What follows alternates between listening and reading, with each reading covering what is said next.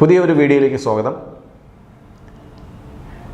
രാജ്യം ആകെ ഞെട്ടിയ ഒരു സംഭവമായിരുന്നു കഴിഞ്ഞ ദിവസം UAE-യിലുണ്ടായത്.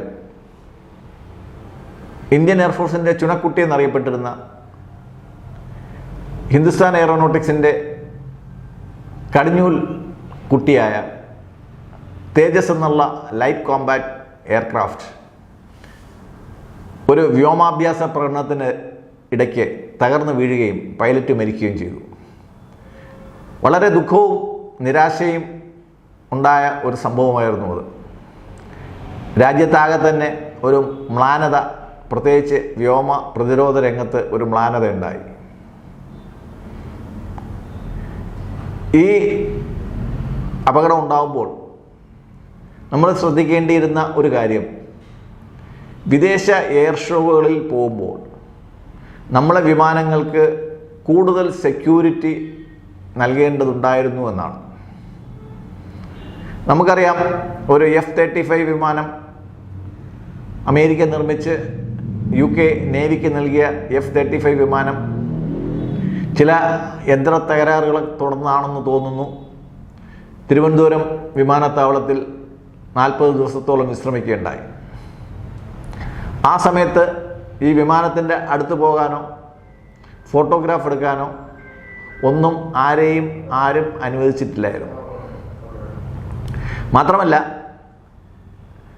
ഇന്ത്യയുടെ മണ്ണിന് പുറത്ത്, ഇന്ത്യക്കകത്തും നമ്മുടെ രാജ്യത്തിനെതിരായിട്ടുള്ള ധാരാളം ഗൂഢാലോചന നടക്കുന്ന കാലമാണ്. അങ്ങനെ ഒരു സാഹചര്യത്തിൽ ഇന്ത്യയുടെ മണ്ണിന് പുറത്ത് വെച്ച് നടക്കുന്ന ഒരു വ്യോമാഭ്യാസത്തിൽ അത് ഷോയ്ക്ക് വേണ്ടിയിട്ട് ആയിരുന്നുവെങ്കിൽ കുറച്ചുകൂടി നമ്മൾ മുന്നൊരുക്കങ്ങൾ വേണമായിരുന്നു എന്നുള്ളതാണ് വ്യക്തിപരമായിട്ടുള്ള ഡിഫൻസിൻ്റെ പല ഉദ്യോഗസ്ഥന്മാരുടെയും അഭിപ്രായം. കാര്യം, കൂടുതൽ അഡ്വാൻസ്ഡ് ആയിട്ടുള്ള പല തകരാറുകളും നമ്മളെ വിമാനത്തിന് വരുത്താൻ വിദേശ മണ്ണിൽ ചില ശക്തികൾക്ക് കഴിവുണ്ട് എന്നുള്ള കാര്യം നാം മറക്കണ്ട. UAE, ദുബായ് എന്നൊക്കെ കേൾക്കുമ്പോൾ നമ്മുടെ എല്ലാവരുടെയും ഒരു രണ്ടാം വീടായിട്ടാണ് നമുക്ക് തോന്നുന്നത്. കാര്യം, അത്രയധികം ഇന്ത്യക്കാർ വസിക്കുന്ന ഒരു പ്രദേശമാണ്. പക്ഷേ നമ്മൾ മനസ്സിലാക്കേണ്ടത്, ഇന്ത്യക്കെതിരായിട്ടുള്ള ഒരുപാട് ഡിസൈൻസ്, ഒരുപാട് ആസൂത്രണങ്ങൾ നടക്കുന്നതും ഇന്നും നമ്മൾ വിശ്വസിക്കുന്നത് ദാവൂദ് ഇബ്രാഹിം ഒടുവിൽ കഴിയുന്നുവെന്ന് വിശ്വസിക്കുന്നതും UAE-യിലെ മണ്ണിലാണ്. ഇന്ത്യക്കെതിരായിട്ടുള്ള പല ഓപ്പറേഷനുകളും നടത്താൻ UAE-യുടെ മണ്ണിനെ അവിടുത്തെ സർക്കാർ അനുവദിച്ചിട്ടുണ്ട് എന്നുള്ളത് അവരുടെ ഒരു കമ്പൽഷനാണ്. ഇത് നമ്മൾ എപ്പോഴും ആൻറ്റിസിപ്പേറ്റ് ചെയ്യുകയും, അത്രയ്ക്ക് സൗഹൃദമായുള്ള സ്ഥലങ്ങളാണെങ്കിൽ പോലും കൂടുതൽ മുൻകരുതലുകൾ നമ്മുടെ വിമാനത്തിനെ പറ്റിയിട്ട് നമുക്ക് ഉണ്ടാവേണ്ടതുണ്ടായിരുന്നു എന്നുള്ളതാണ് ഡിഫൻസ് സർക്കിളിലുള്ള ഒരു അഭിപ്രായം. ഇതിൻ്റെ പുറത്ത് ഒരു അട്ടിമറി നമ്മൾ പ്രതീക്ഷിക്കുന്നില്ല എങ്കിൽ പോലും അട്ടിമറിക്കുള്ള സാധ്യത തള്ളിക്കളയുന്നുമില്ല. എന്തായാലും ഈ ഹാങ് ഓവറിൽ നിൽക്കുമ്പോഴത്തേക്കാണ് നമ്മുടെ രണ്ടാമത്തെ ഒരു താരം അവിടെ ഏറ്റവും കൂടുതൽ ശ്രദ്ധിക്കപ്പെടുന്നത്. ദുബായ് എയർ ഷോയിൽ ഏറ്റവും അധികം ശ്രദ്ധിക്കപ്പെട്ട മിസൈൽ ഇന്ത്യയുടെ ബ്രഹ്മോസ് മിസൈലാണ്. ഇന്ത്യയുടെ ഡിഫൻസ് കയറ്റുമതിയിൽ നമ്മൾ പ്രതീക്ഷിക്കുന്ന ഏറ്റവും കൂടുതൽ വരുമാനം ലഭിക്കാൻ പോകുന്ന രണ്ട് പ്രധാനപ്പെട്ട ഉപകരണങ്ങളായിരുന്നു, ഒന്ന് തേജസ് വിമാനവും, രണ്ട് ബ്രഹ്മോസ് സൂപ്പർസോണിക് മിസൈലുകൾ, ക്രൂയിസ് മിസൈലുകൾ. എന്തായാലും ഈ തേജസ് വിമാനത്തിനുണ്ടായി എന്ന് പറയപ്പെടുന്ന അപകടം, അതിൻ്റെ സ്റ്റാറ്റിസ്റ്റിക്സ് വെച്ച് നോക്കുമ്പോൾ കഴിഞ്ഞ 24 വർഷങ്ങൾക്കിടയിലുണ്ടായ രണ്ടാമത്തെ അപകടമാണ്. ഇന്ത്യയെ പോലെ ധാരാളം സോർട്ടി പറക്കുന്ന, അതിതീവ്രമായ ട്രെയിനിങ് ഷെഡ്യൂളുകളുള്ള ഒരു രാജ്യത്തെ ഒരു വിമാനം, അത് 24 വർഷത്തിൽ 2 വിമാനങ്ങൾ തകർന്നു എന്ന് പറയുന്നത് ഒരു വലിയ വാർത്തയല്ല. എന്നാൽ പോലും ഇന്ത്യക്ക് അവരുടെ മാനത്തിൻ്റെ വിലയാണ് അതിന് കൊടുക്കേണ്ടി വന്നത്. എങ്കിൽ പോലും തേജസിൻ്റെ കഴിവിനെ പറ്റിയിട്ടോ മികവിനെ പറ്റിയിട്ടോ അതിൻ്റെ ആക്രമണ സാധ്യതകളെ പറ്റിയിട്ടോ ആർക്കും സംശയമുണ്ടാവില്ല എന്ന് നമുക്കറിയാം.